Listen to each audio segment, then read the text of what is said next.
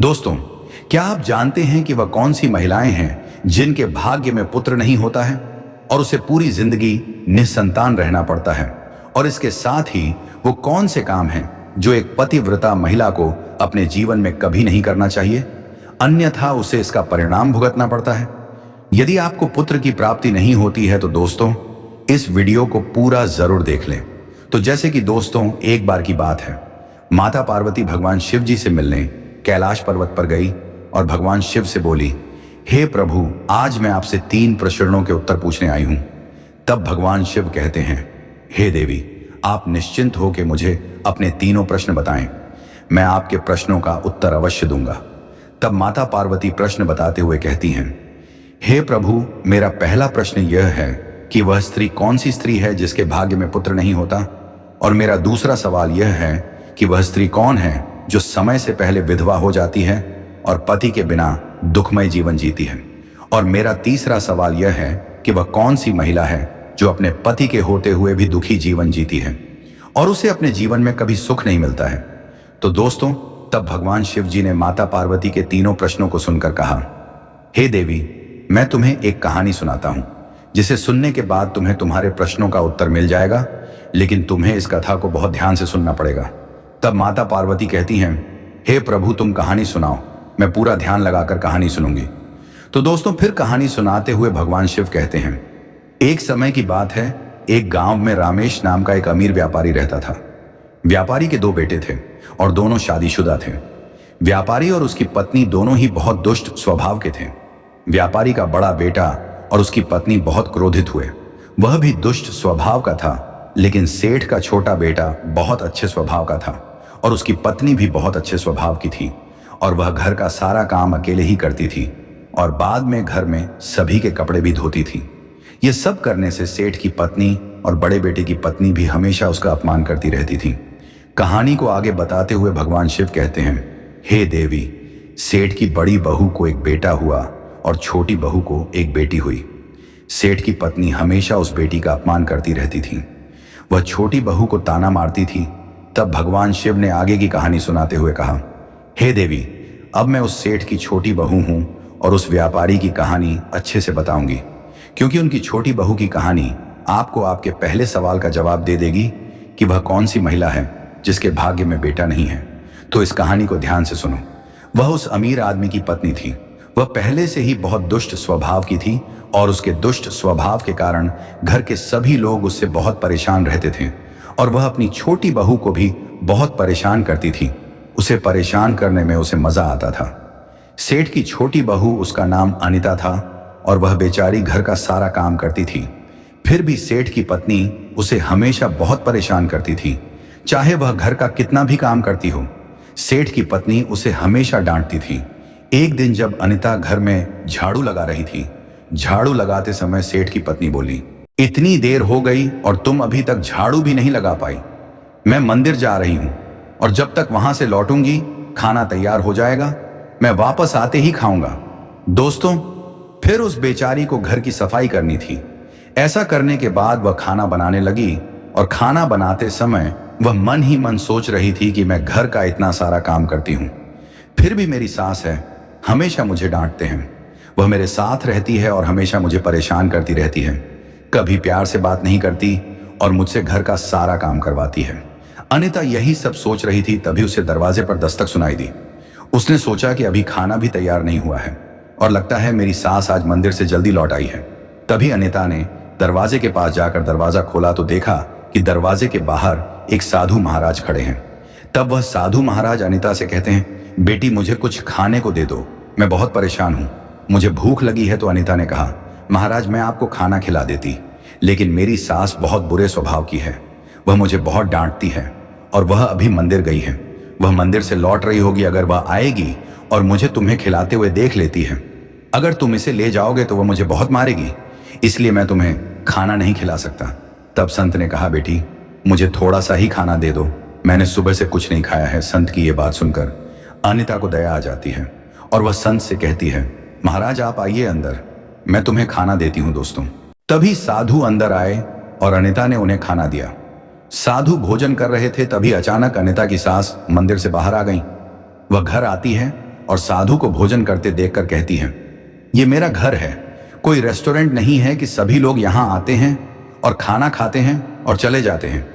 तुमने इस साधु को भोजन क्यों दिया? क्या खाना मुफ्त में आता है कि सबको अपने घर में बैठाकर खाना खिला सकें?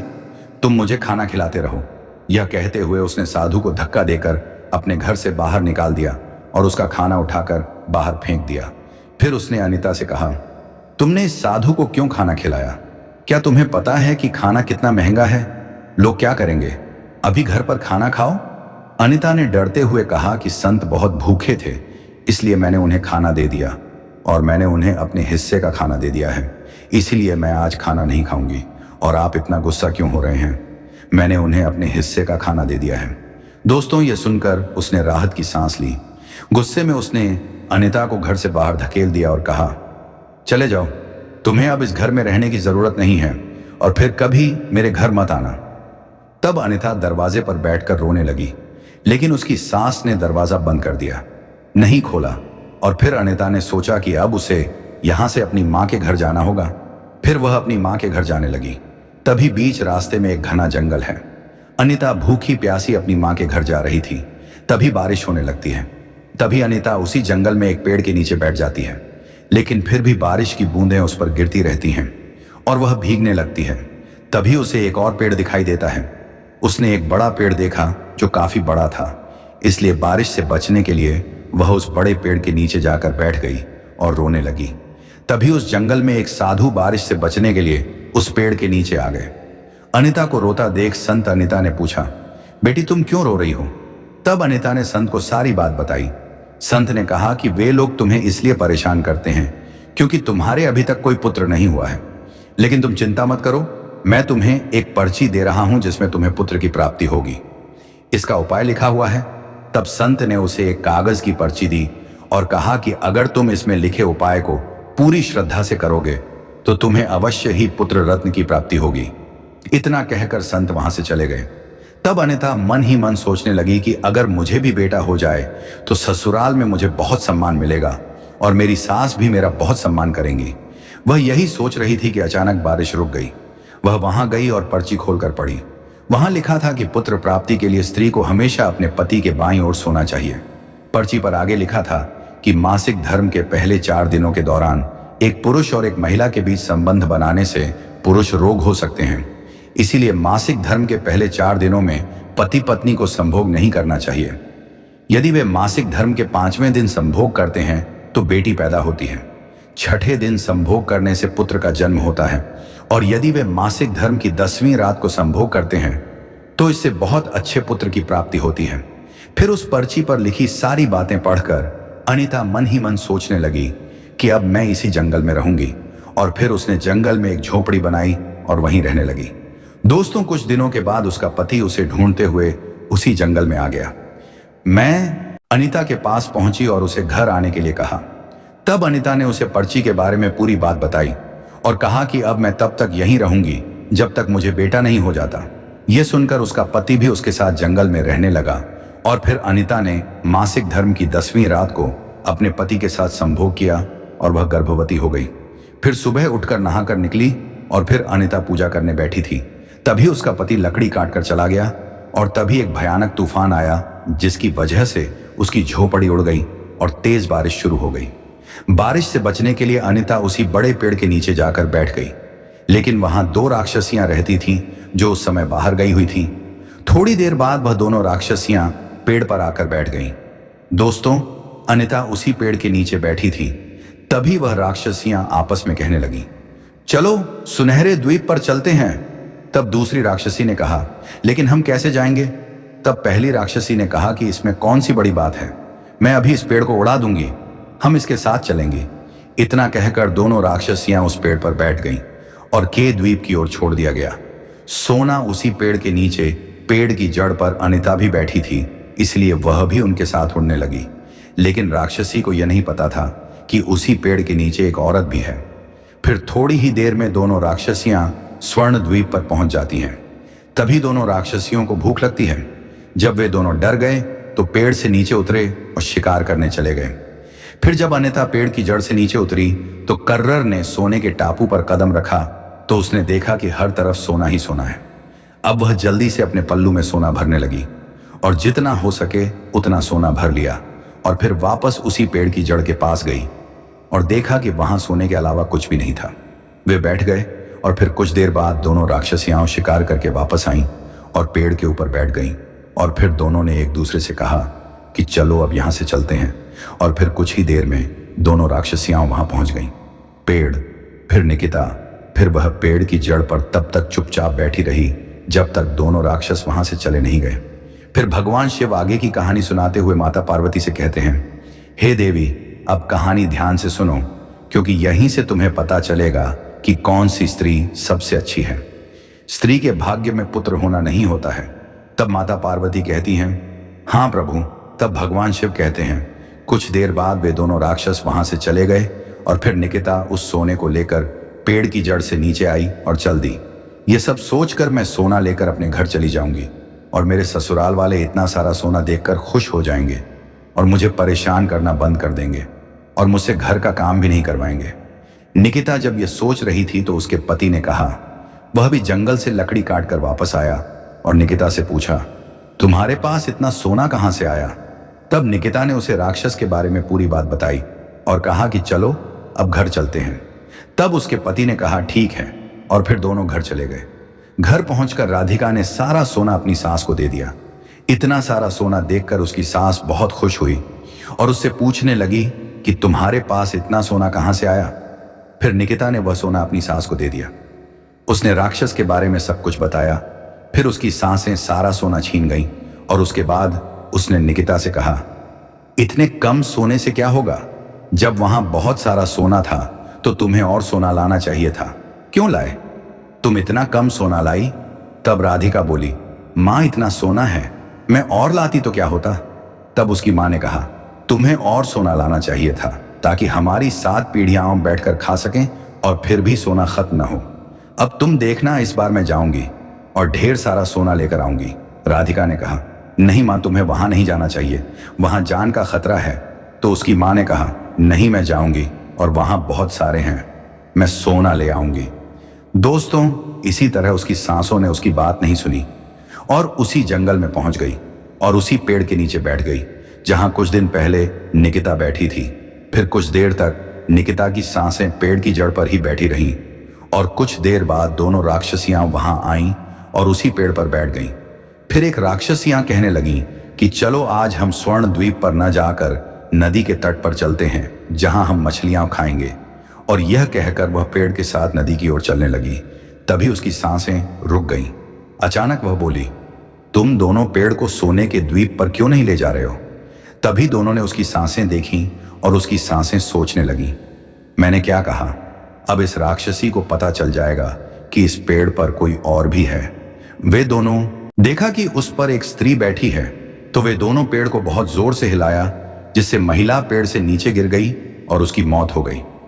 इसके बाद जब उसके परिवार वालों को उसकी मौत के बारे में पता चला तो सभी लोग वहां पहुंचे। तो निकिता ने कहा, मैंने अपनी सास को वहां न जाने की सलाह दी थी, लेकिन वह सोने के लालच में वहां चली गई। अब उन्हें अपने लालच का फल मिल गया है। दोस्तों, आगे कहानी बताते हुए भगवान शिव कहते हैं कि इस प्रकार उसकी सास की मृत्यु हो गई, इसलिए हमें लालच नहीं करना चाहिए। फिर कुछ समय बाद निकिता ने एक बेटे को जन्म दिया। बेटे को पाकर निकिता बहुत खुश थी और उसने अपने घर में एक भोज का आयोजन किया जिसमें उसने अपने घर पर कई पंडितों और संतों को भोजन कराया। फिर भोजन करने के बाद सभी संतों ने उसे बहुत आशीर्वाद दिया और दूसरी तरफ सेठ के बड़े बेटे की बहू, जो हमेशा निकिता को उसके बेटे के बारे में ताना मारा, जो उसे मारता था, उसका मुंह हमेशा के लिए बंद हो गया। तब भगवान शिव देवी पार्वती से कहते हैं, हे देवी, मेरी कहानी समाप्त हो गई है। अब मैं आपके प्रश्नों का उत्तर दूंगा। आपका पहला सवाल था कि किस महिला के भाग्य में बेटा नहीं होता और वह जीवन भर निसंतान रहती है। तो हे देवी, जो स्त्रियां साधु संतों द्वारा दी गई पर्ची पर लिखी बातों के विपरीत कार्य करती हैं, उन्हें पुत्र प्राप्ति नहीं होती है। और जो स्त्रियां अपने पति का सम्मान नहीं करती हैं और हमेशा अपने पति का आदर नहीं करती हैं, उनके साथ झगड़ा होता है। वे झगड़ती रहती हैं और अपने पति से हमेशा नाराज रहती हैं। उनके भाग्य में भी पुत्र नहीं होता है। इसलिए हर महिला को अपने पति का सम्मान करना चाहिए। आपका दूसरा प्रश्न था कि वह कौन सी स्त्री है जो समय से पहले विधवा हो जाती है और अपने पति के बिना कष्टमय जीवन व्यतीत करती है। तो हे देवी, जो स्त्रियां पति के होते हुए भी मांग में सिंदूर नहीं लगाती और न ही मंगलसूत्र पहनती हैं और जहां भी जाती हैं बिना सिंदूर और मंगलसूत्र के ही जाती हैं और पति के पूछने पर भी नहीं सुनती, उसके साथ संबंध बनाती है और दूसरे पुरुषों से संबंध बनाती हैं, तो ऐसी महिलाएं समय से पहले ही विधवा हो जाती हैं और इसलिए विवाहित स्त्री को निष्ठापूर्वक जीवन व्यतीत करना चाहिए और अपने पति के अतिरिक्त दूसरे पुरुष की ओर देखना भी नहीं चाहिए।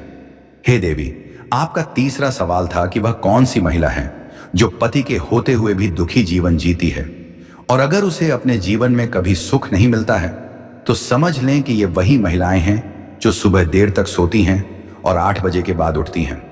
8 बजे या 9 बजे बिना नहाए खाना बनाएं और पूजा करें। वह धर्म ग्रंथ भी नहीं पढ़ती। अगर उन्हें कहीं भी जाना होता है तो वह अपने पति की इजाजत के बिना ही जाती हैं। यदि वह पति के मना करने पर भी नहीं मानती, पति की एक भी बात नहीं सुनती, तो ऐसी स्त्रियों को जीवन में कभी भी सुख नहीं मिल पाता और वे हमेशा दुखी जीवन व्यतीत करती हैं। इसीलिए एक पतिव्रता स्त्री को हमेशा पति की ही रहना चाहिए, अच्छा चरित्र और सुबह उठकर स्नान करना चाहिए, पूजा करनी चाहिए और फिर भोजन बनाना चाहिए, जिससे घर में सुख शांति आती है। इसके साथ ही पतिव्रता स्त्री को देवी लक्ष्मी की पूजा भी करनी चाहिए, जिससे माता लक्ष्मी प्रसन्न होती हैं और घर धन धान्य और समृद्धि से भरा रहता है। तो दोस्तों, आपको हमारी ये कहानी की वीडियो कैसी लगी कमेंट करके जरूर बताएं। और दोस्तों, आपको हमारी ये कहानी की वीडियो अच्छी लगी हो तो प्लीज हमारी इस वीडियो को एक लाइक जरूर कर देना। और दोस्तों, आपने अभी तक हमारे इस चैनल को सब्सक्राइब नहीं किया हो तो प्लीज हमारे इस चैनल को सब्सक्राइब जरूर कर देना, क्योंकि आने वाली इसी तरह की हर कहानी की वीडियो की नोटिफिकेशन आप तक सबसे पहले पहुंचे। तो दोस्तों, तब तक के लिए धन्यवाद। मिलते हैं इसी तरह की अगली नई कहानी की वीडियो में।